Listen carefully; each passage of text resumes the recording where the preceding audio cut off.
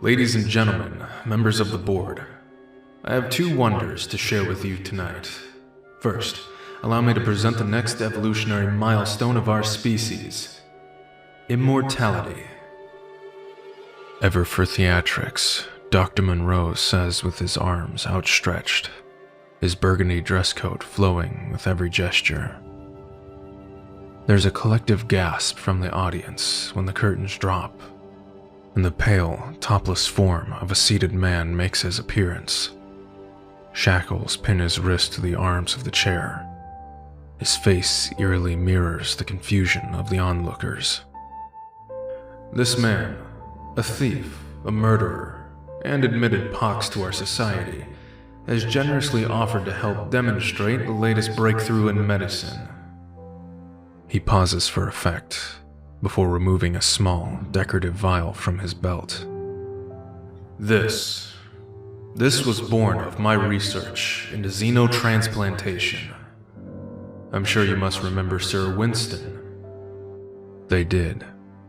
They would never forget last year's unveiling of a genderless human body, naked and draped callously on the floor, nor the drooping eyes of the basset hound's head that had surgically replaced the original. For hours they watched with abated breath while the monstrosity lapped up water from a dish, only for it to seep freely through stitches at its throat, the fingers and toes twitching as if deciding whether to obey their new master. Dr. Monroe smiles at the recognition sweeping the room. Yes, beyond cellular rejection, it all came down to one thing. The secret was in the temperature. But I digress.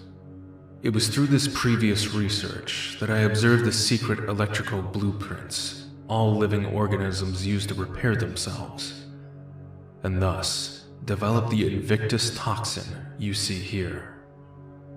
When ingested, and given ample time to spread through the vascular system, it will open the sodium-ion channels of the body and react to an electrical field. Grinning, he flips an enormous switch. The unnerving sense of buzzing fills the air. Brilliant blue sparks appear to walk along every surface, and John Haynes of Phillips & Sons becomes sure that the entire room will burst into flames. There is also the bizarre side effect of rendering the drinker impervious to pain. I imagined the limitless benefits this would have as an anesthesia. But then, of course, the rueful surgeons could never perform surgery. The patient would simply keep healing before even a minor incision could be completed. He produces a long shaving razor and waves it for all to see.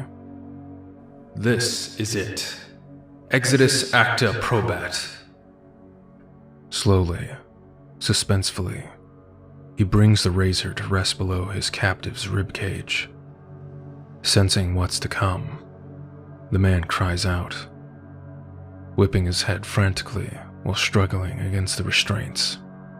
Ignoring him, the doctor slices inward and down the specimen's skin, which separates like softened wax. But no blood pours out.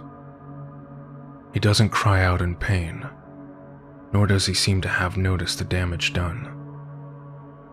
And then, miraculously, the wound begins to close, starting from the top of the gash, heading down until the skin appears as unblemished as before. The crowd is dumbfounded.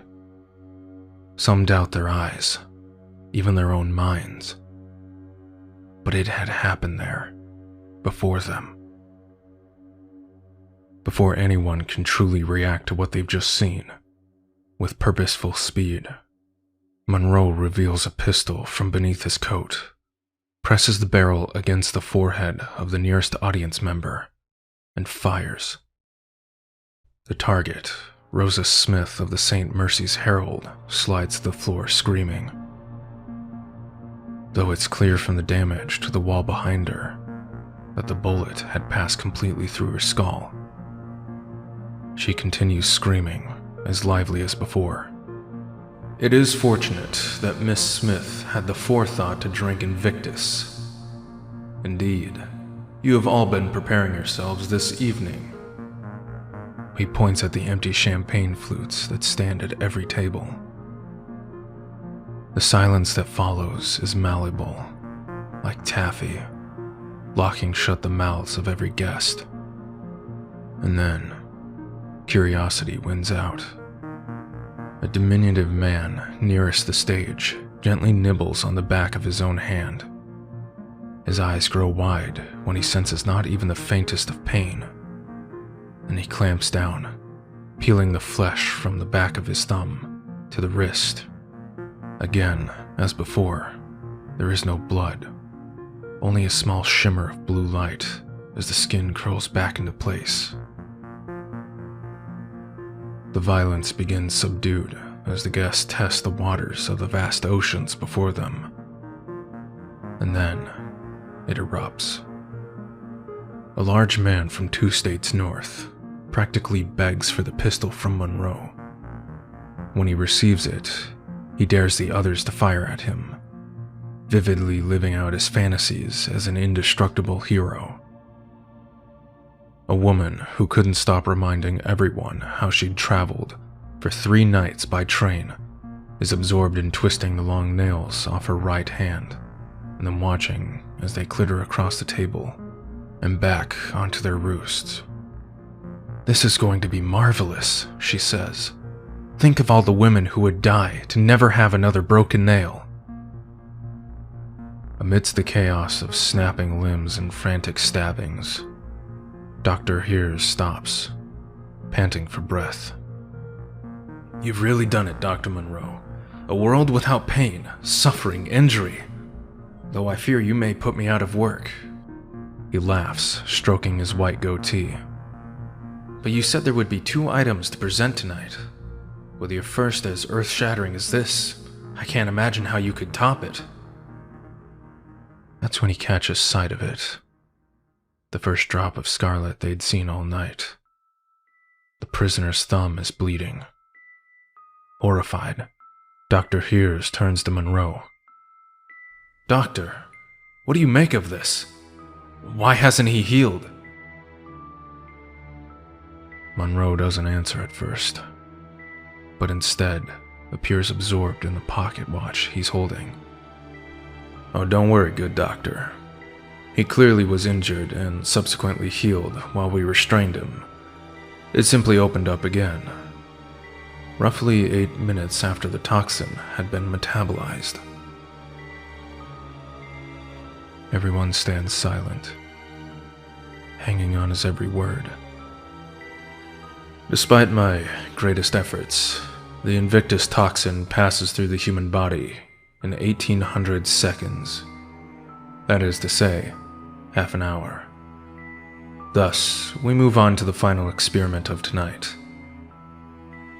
An exercise in inevitability. He glances at his watch again before bowing and pointing towards the test subject. As they follow his gesture, the pale man begins screaming and convulsing in a fit. The wound along his stomach opens as if cut by some phantom blade. A glaring red crescent, much like the grin of the elusive Dr. Monroe.